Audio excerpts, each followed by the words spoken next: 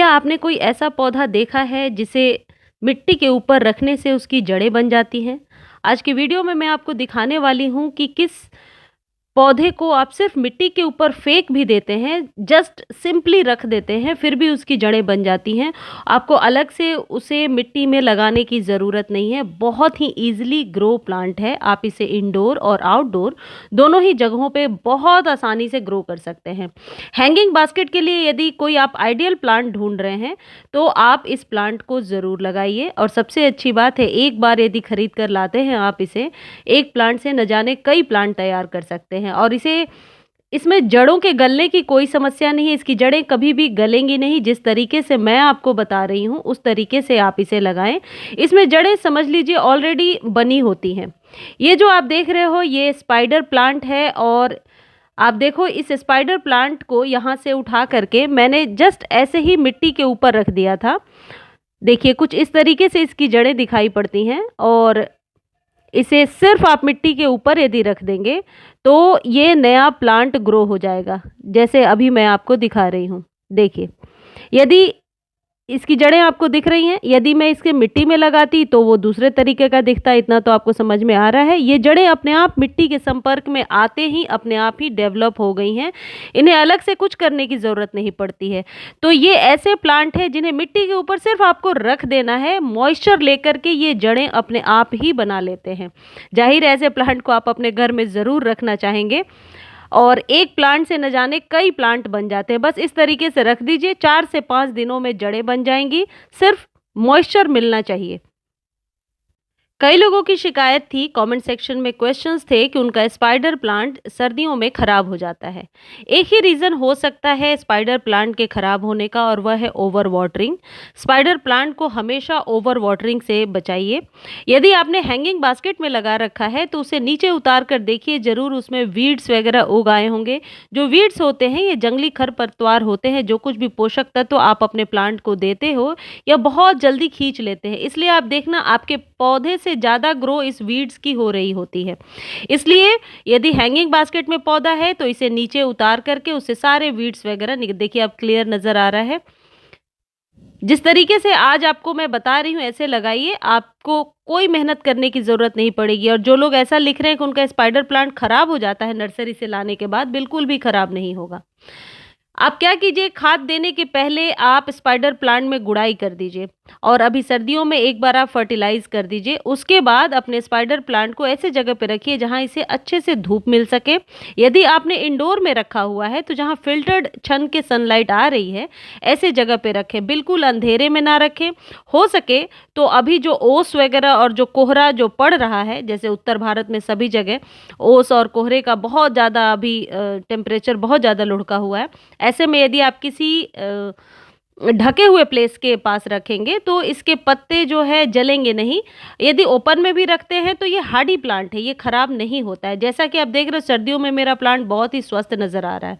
अब 2-3 चीज़ें आप ध्यान रखें जब इस प्लांट को आप लगा रहे हैं।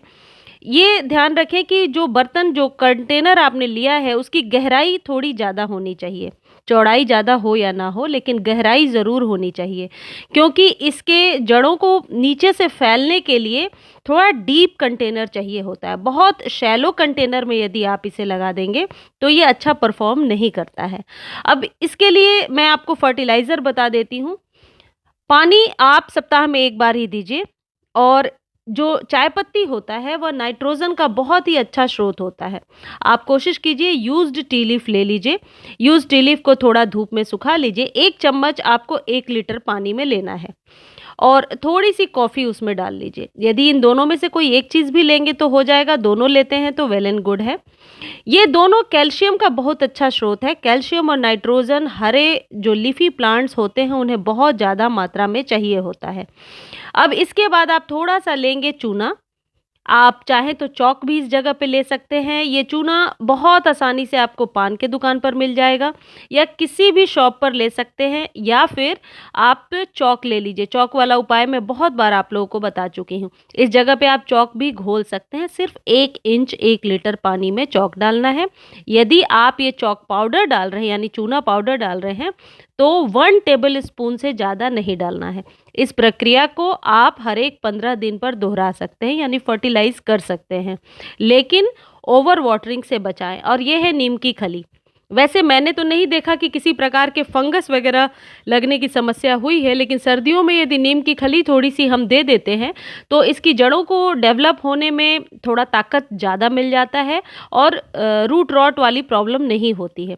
देखिए, जब हम प्लांट लगाते हैं, स्पाइडर प्लांट, तो कुछ इस तरीके का होता है। इसको मैंने मिट्टी में लगा रखा है, जो नॉर्मल प्रोसेस होता है, और जो जड़ें डेवलप अपने आप होती हैं, वो कुछ इस तरीके का होता है। यदि ये और थोड़ी बड़ी हो जाएगी तो जड़ों के पास से आप कट कर दीजिए और कट करके वापस आप कहीं ग्रो कर लीजिए। बहुत आसान है इसे 1 से 2, 2 से 3 बनाना। इन प्लांट्स को आप हमेशा स्प्रे से पानी दिया करें, यानी कि स्प्रे बॉटल में आप पानी भर लें और फिर पत्तियों को वॉश किया करें। देखिए, ये मैंने एक कंटेनर लिया है और इसमें मैंने जो सॉइल मिक्स डाला है उसमें बालू की मात्रा 30% रखी है, और ये कंटेनर जो है थोड़ा डीप है। आप कंपोस्ट 20% मिला सकते हैं, 30% बालू और 50% गार्डन सॉइल ले लीजिए। और इस तरीके से यदि आपको जड़ों को डेवलप करना है, तो ऊपर से सिर्फ मैं स्पाइडर प्लांट को रख दूंगी। आप ऐसा करके एक्सपेरिमेंट करके ज़रूर देखें, ये 100% सक्सेसफुल तरीका है। देखिए, एक तो इस तरीके का दिखेगा यदि मिट्टी में लगा दिया, और एक यदि जड़ों को ऊपर से आप रख दोगे, 5 से 6 दिन लगेंगे, और जैसे ही इसकी जड़ें मिट्टी से मॉइस्चर लेंगी, ये अपने आप जड़ों को बना लेंगी। मतलब आपको कुछ भी मेहनत करने की ज़रूरत नहीं है। अब तब तक 1 घंटे 2 घंटे के बाद ये फर्टिलाइज़र आपका तैयार हो गया है। मतलब 1-2 घंटे यदि आप छोड़ देंगे तो पानी में इसका अर्क बहुत ही आसानी से मिल जाएगा, और फिर आप अपने सभी फ्लावरिंग प्लांट को दे दीजिए। एक बार जब आप वाटरिंग कर रहे हैं, दोबारा वाटरिंग तभी करें जब मिट्टी ऊपर से 2-3 इंच तक सूख जाए। यदि पौधा ओपन में रखा हुआ है तो बहुत ज़्यादा ख्याल रखना है कि कहीं ओवर वाटरिंग ना हो जाए। स्पाइडर प्लांट सिर्फ ओवर वाटरिंग की वजह से ही मरता है। बिल्कुल अंधेरे में कोई भी प्लांट ग्रो नहीं हो सकता। इंडोर भी ये प्लांट बहुत ही अच्छा चलता है, लेकिन फ़िल्टर्ड सनलाइट मिलनी चाहिए। देखिए, चूने को आप चाहें तो 1 टेबलस्पून लेकर अपने आधे लीटर या 1 लीटर के स्प्रे बॉटल में डालकर आप स्प्रे कर सकते हैं। इससे पत्तियां लश ग्रीन होंगी और पत्तियों की चमक भी बढ़ेगी। पत्तियां बड़ी-बड़ी निकल कर के आएंगी और उनका टिप भी नहीं जलेगा। आप पाउडर फॉर्म में ऊपर से भी आप ऐसे दे सकते हैं चूने को।